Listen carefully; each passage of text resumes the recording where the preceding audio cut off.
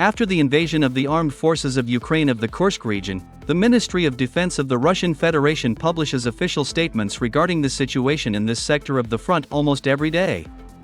And today was no exception either. So, a few hours ago, the Russian military department officially announced that the situation in the Kursk region is gradually beginning to stabilize. It is reported that after the arrival of experienced units of the Russian army in the Kursk region, the situation of the armed forces of Ukraine began to deteriorate rapidly. According to the Russian military department, over the past 3 days, the armed forces of Ukraine have lost about 1,200 soldiers. Official representatives of the Russian military department clarified that in the last 24 hours alone, the armed forces of Ukraine have lost about 200 soldiers.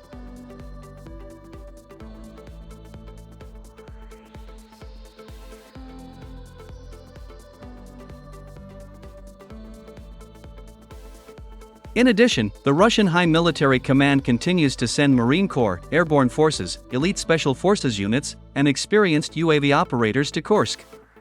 Unfortunately for the Ukrainian General Staff, all this flow of powerful force into the Kursk region is carried out not from other sectors of the front, but from the central and northern military districts of Russia.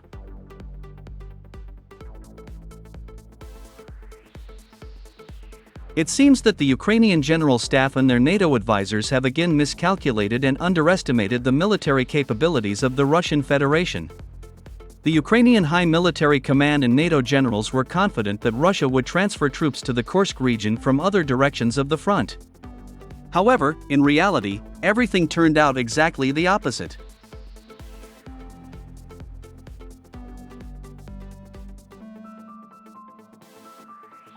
Commenting on the situation in the Kursk region, the commander of the Vostok Battalion of the Armed Forces of the Donetsk People's Republic, Alexander Khodakovsky, said that the armed forces of Ukraine had made a big mistake.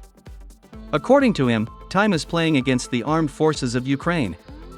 Every day the intensity of the fighting in the Kursk region increases and it becomes difficult for the Ukrainian army not only to move forward, but also to create a layered defense, in order to hold a bridgehead. In this regard, the armed forces of Ukraine have almost completely changed their tactics, deciding to avoid direct clashes with units of the Russian armed forces. In general, over the past 3 days, a gradual transition of the initiative to the Russian troops has been observed in the Kursk region.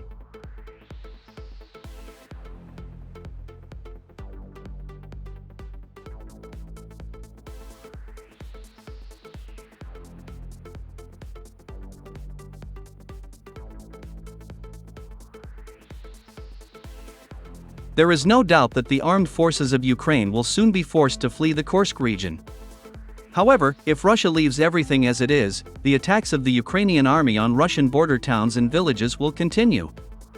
The main purpose of these attacks is not the seizure of Russian territory, but an attempt to shake up society in the Russian Federation, sow panic among Russian citizens, and increase feelings of discontent with the Kremlin's policies and Vladimir Putin personally.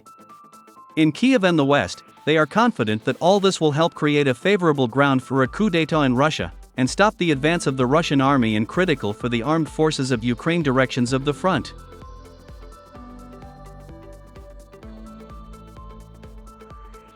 However, unfortunately for the Kiev authorities and the leaders of the Western world, Russia constantly violates their plans. The main mistake of the Kiev authorities and their Western patrons is that their decision to attack the Kursk region led to the fact that the front line significantly expanded. And this fact will have a very negative impact on the armed forces of Ukraine, especially given the chronic shortage of manpower.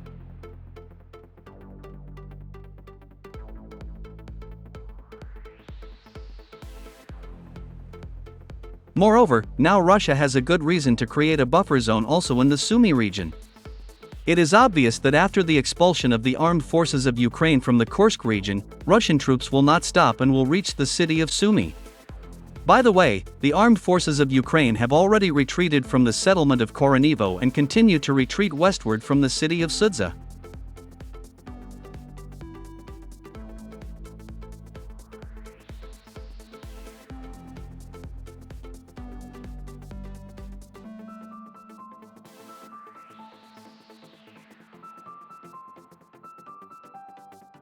A few minutes ago, the mayor of Sudzha, Vitaly Slashchev, officially confirmed that the armed forces of Ukraine do not control this city.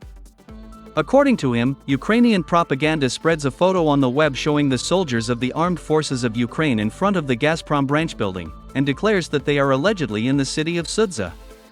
This photo was taken in the early days of the invasion of the Kursk region, in the village of Zayaloshenka. The Ukrainian army does not control the city of Sudzha, and the armed forces of Ukraine even fled the village of Zayaloshenka. Don't believe the Ukrainian propaganda, Vitaly Slashchev said.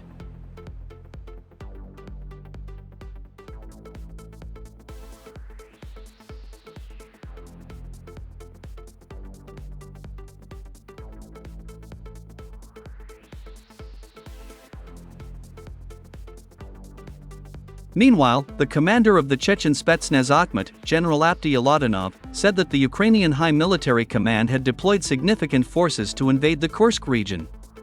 According to him, the amount of enemy forces and military equipment destroyed by Russian troops indicates that the Ukrainian High Military Command was very seriously preparing for an attack on the Kursk region.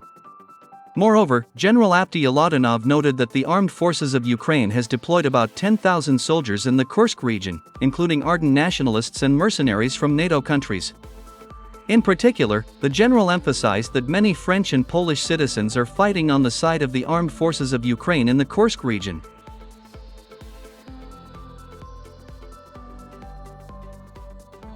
Against this backdrop, General Apty Aladanov stated that the military operation in the Kursk region is led exclusively by the command headquarters of the NATO bloc.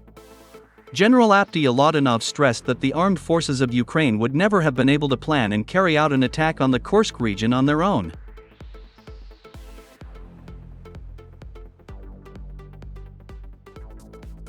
Russian war correspondents also confirmed the words of the commander of the Chechen Spetsnaz.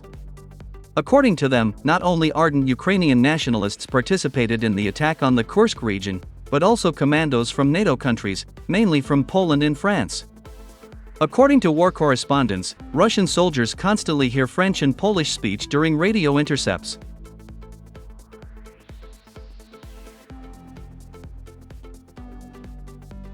Moreover, the Russian military also confirmed that last night, 17 ambulances with dozens of corpses and wounded French and Polish commandos went towards the city of SUMY.